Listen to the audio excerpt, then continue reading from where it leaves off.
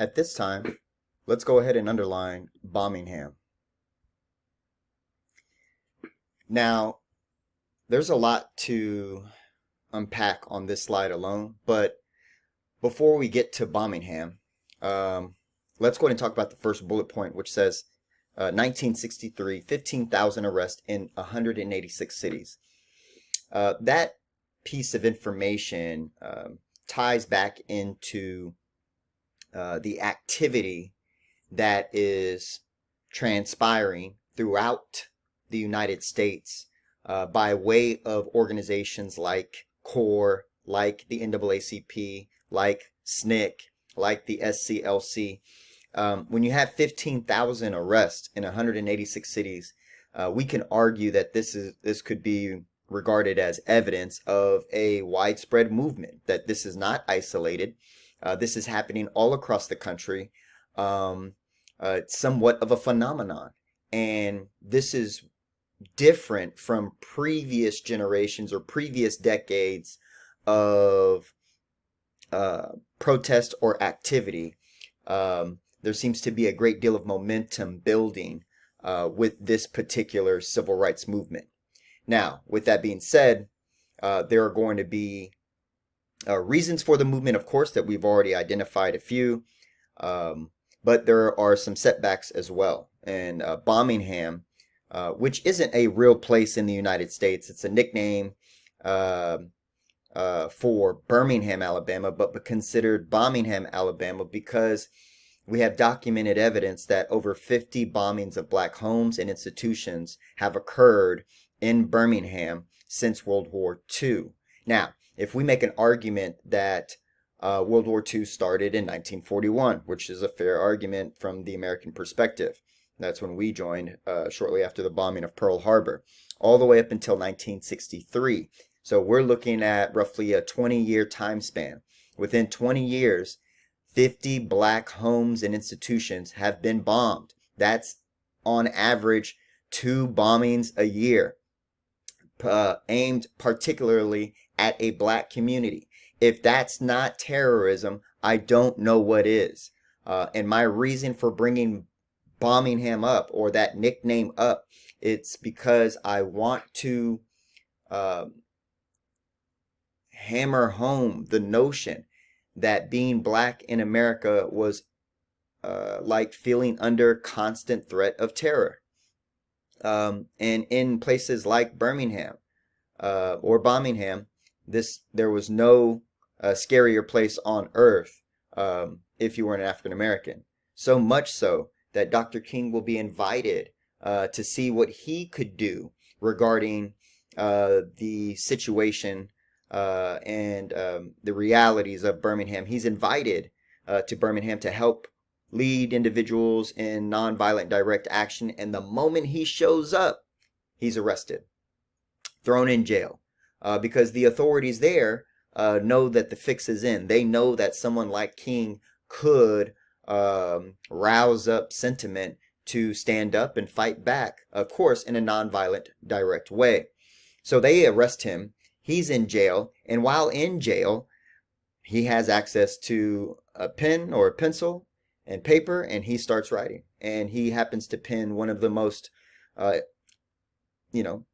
influential documents of the 20th century, at least in U.S. history, and that would be the letter from Birmingham jail. Well, this letter from Birmingham jail is a plea to fellow Christians that happen to be white. Where are you? Why are you not in arms with your fellow Christian brothers, your fellow Christian sisters?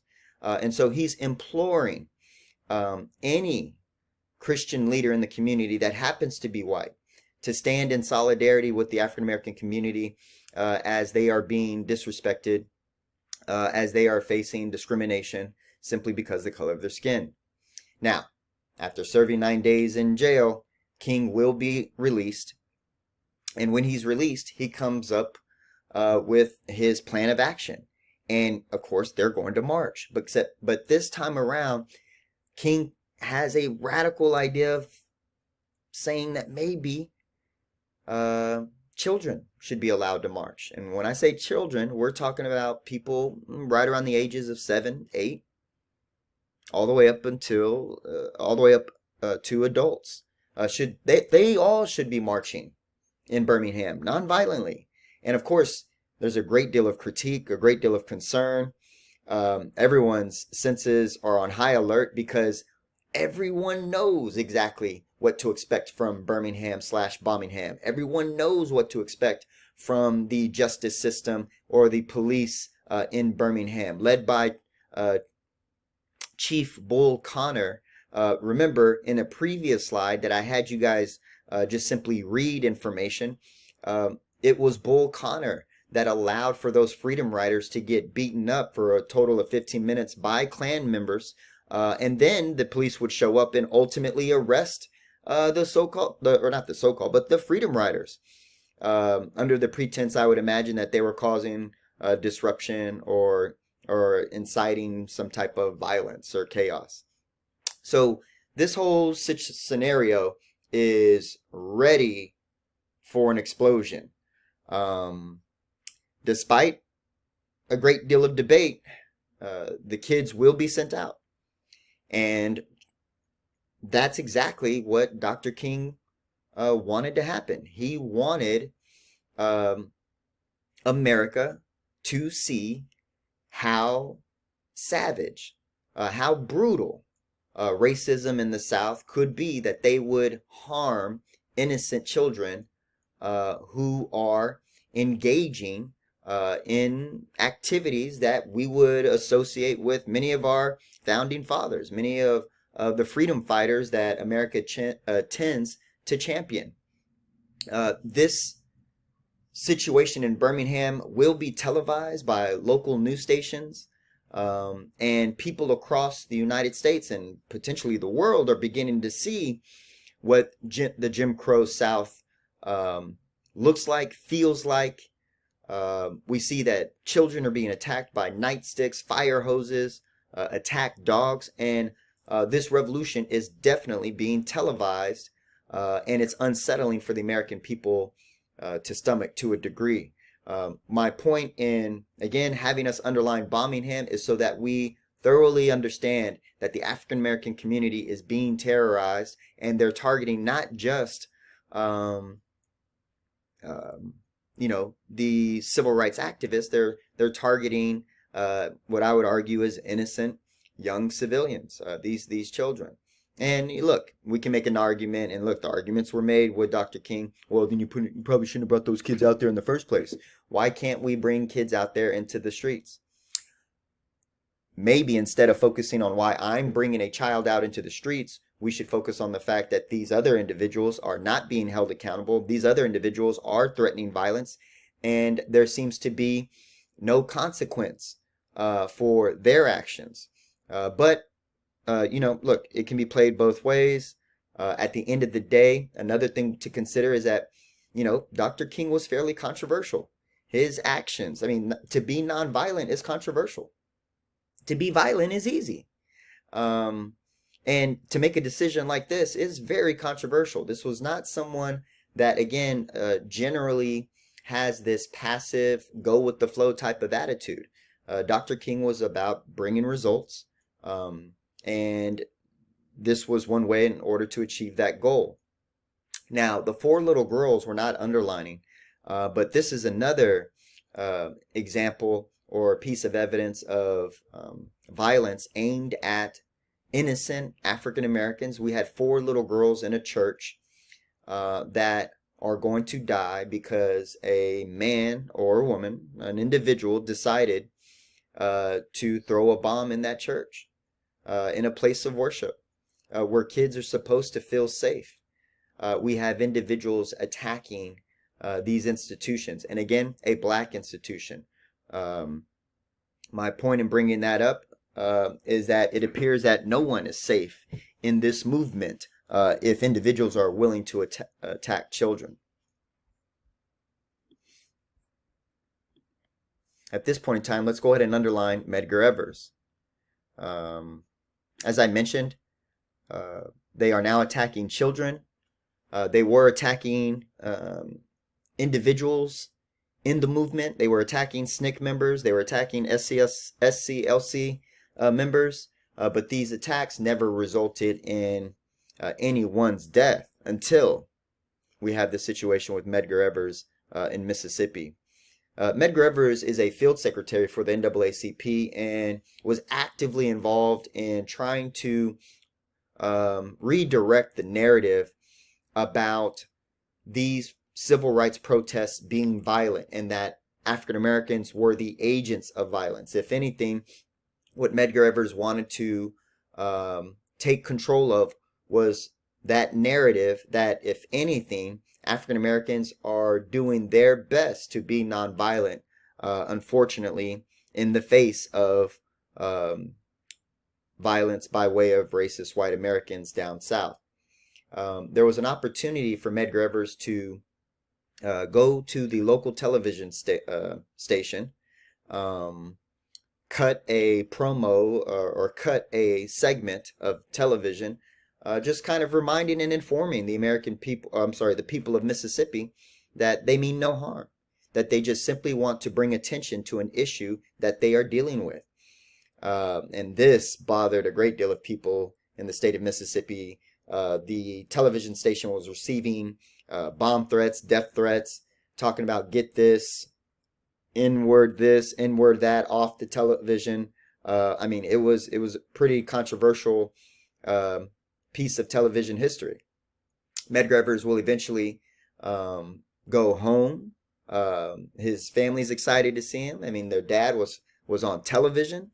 And the moment he steps out of his vehicle, as he drives into his driveway, he's going to be shot in the back and killed by some unknown sniper. Now, in this photograph, you can see a picture of an elderly man who will be ultimately held accountable for this assassination.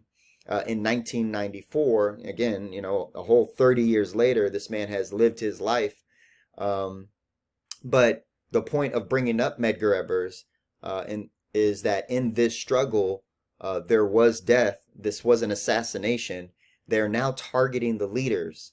And that implies that anybody is susceptible to violence in this movement, that there are no sacred cows, if you will. I mean, they're killing everybody. They're killing the leaders. They're killing the children. They're killing the activists.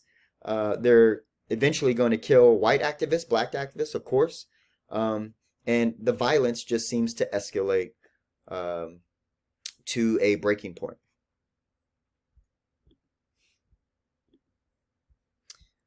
At this time, let's go ahead and underline the March on Washington.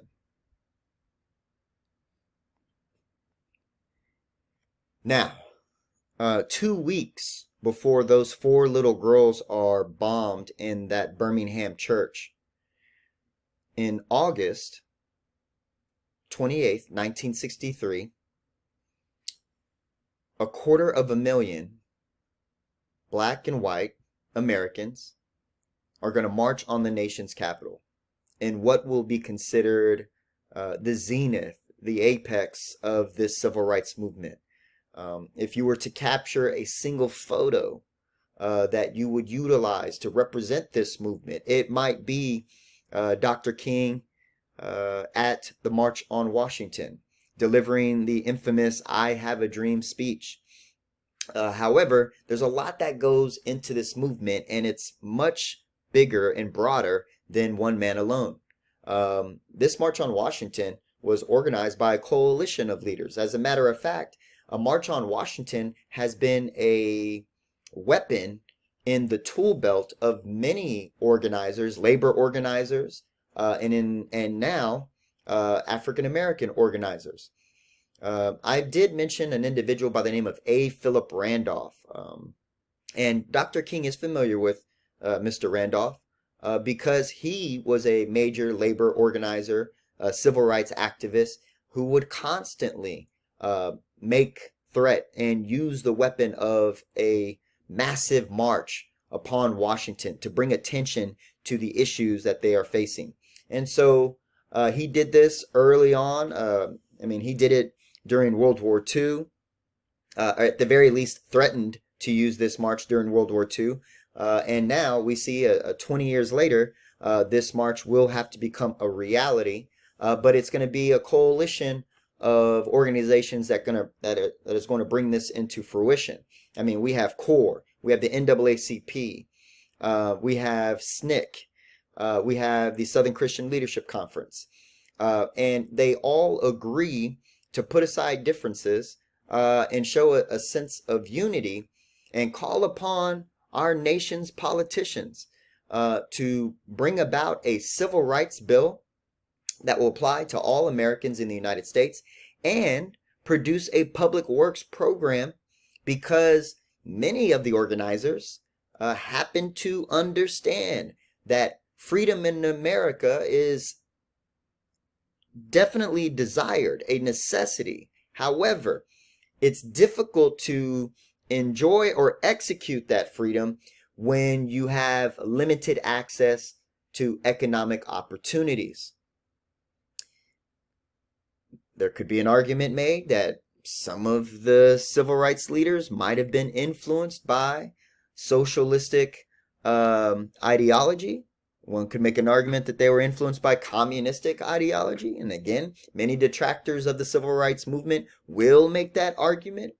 And the reality is that maybe some of that was true.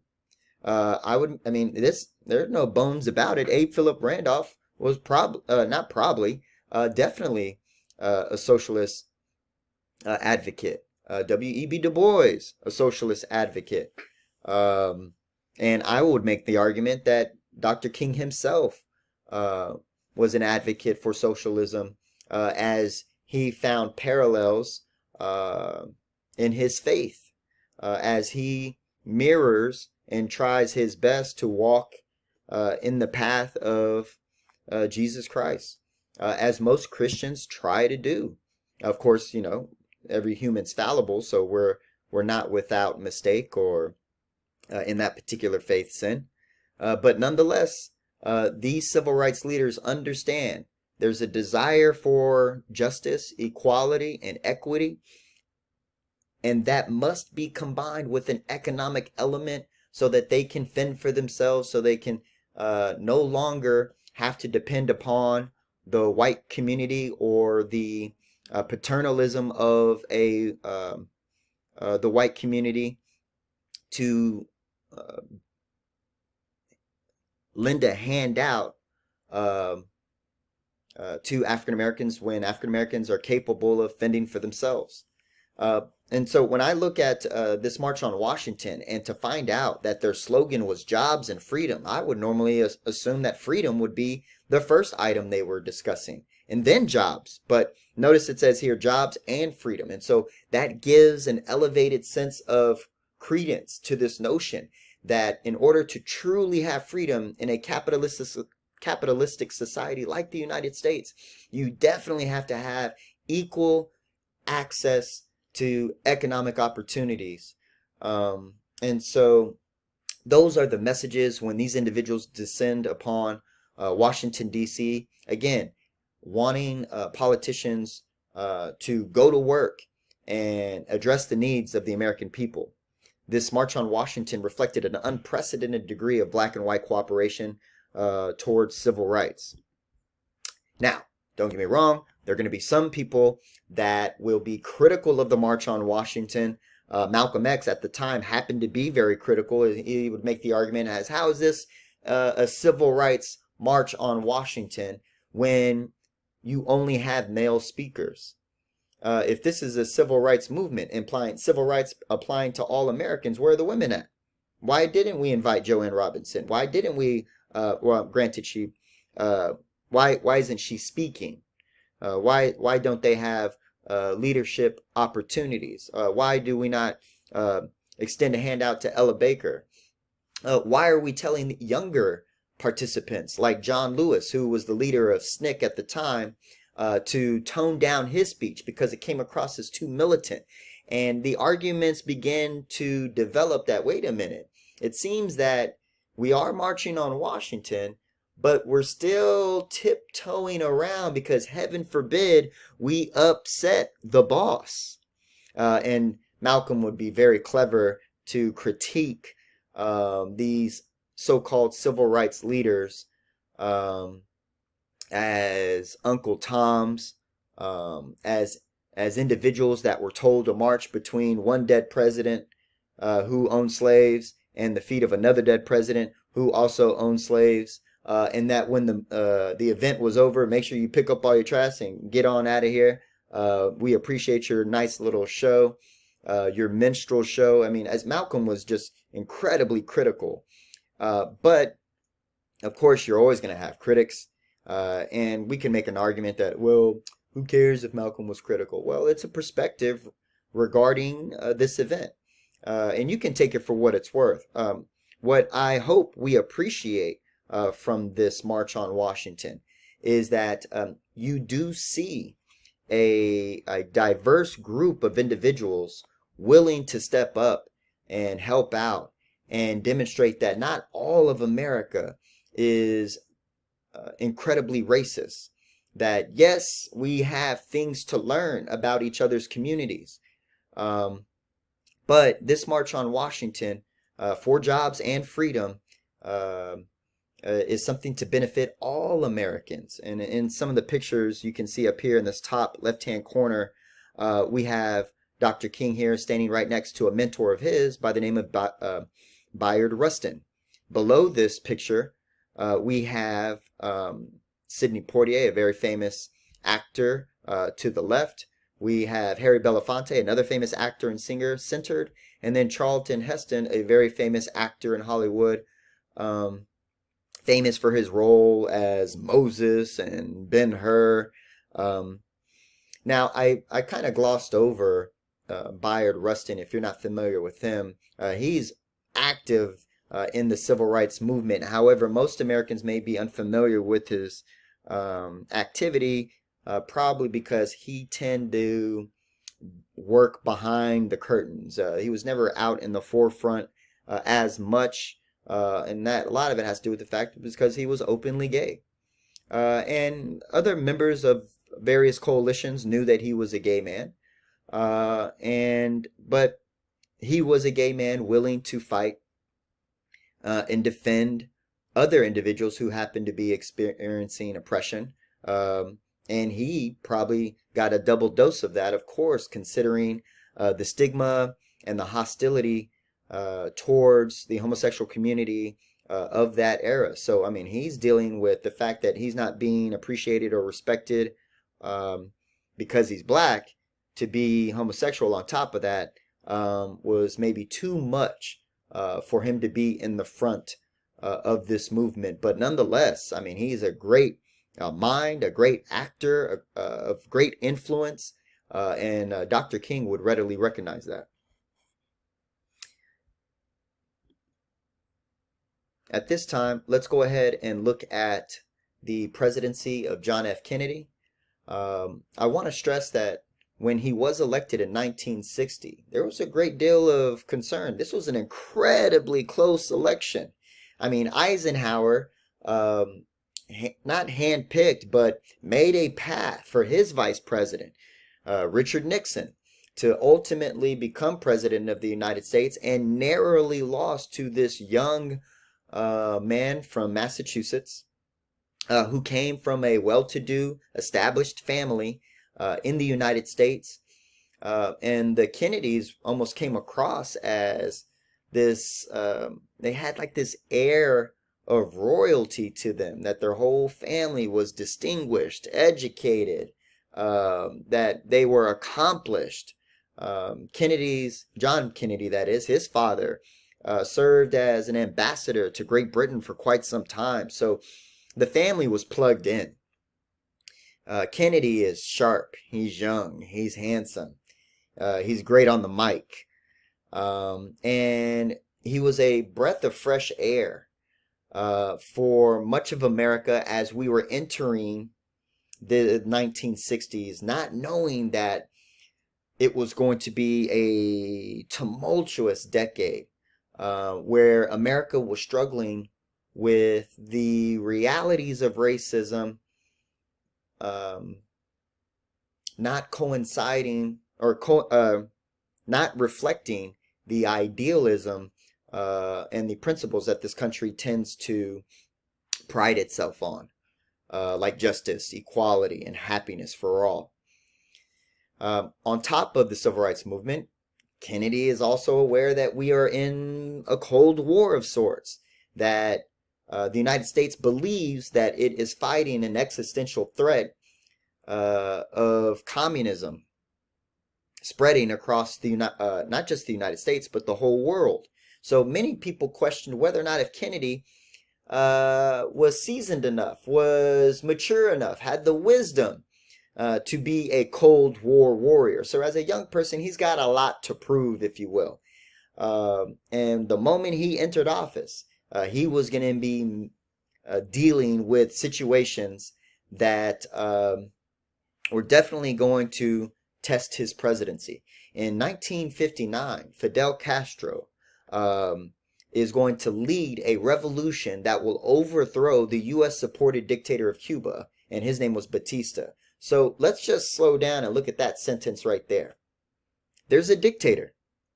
The United States is supporting that dictator. Why?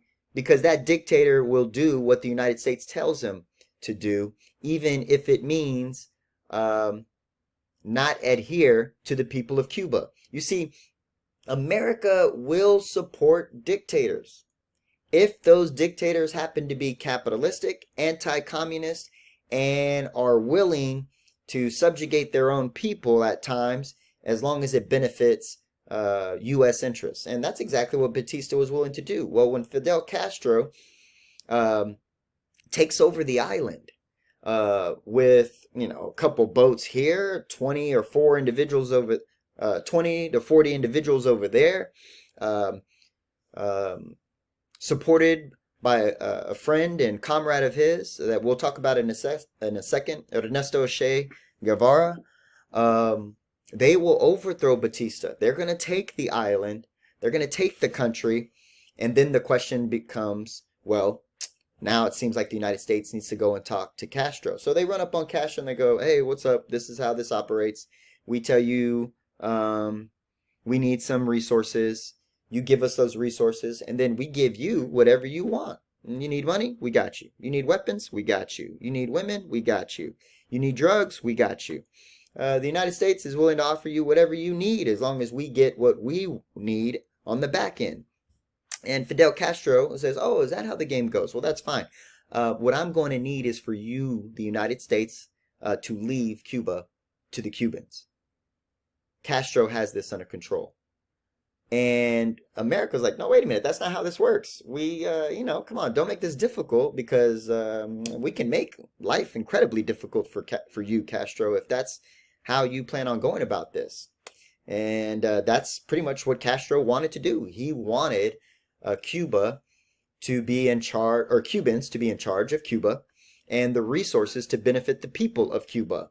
It was not difficult to discern early out that Castro had socialistic tendencies, maybe even communistic tendencies, especially when the CIA, the Central Intelligence Agency, will identify him and his regime, if you will, as a threat to U.S. interests. So the CIA will start training anti-Castro exiles to invade Cuba and overthrow Fidel Castro so that they can reinstall Batista. Now, does this sound familiar? It should, because the United States and the CIA has already engaged in similar operations with specific regards to Iran in 1953.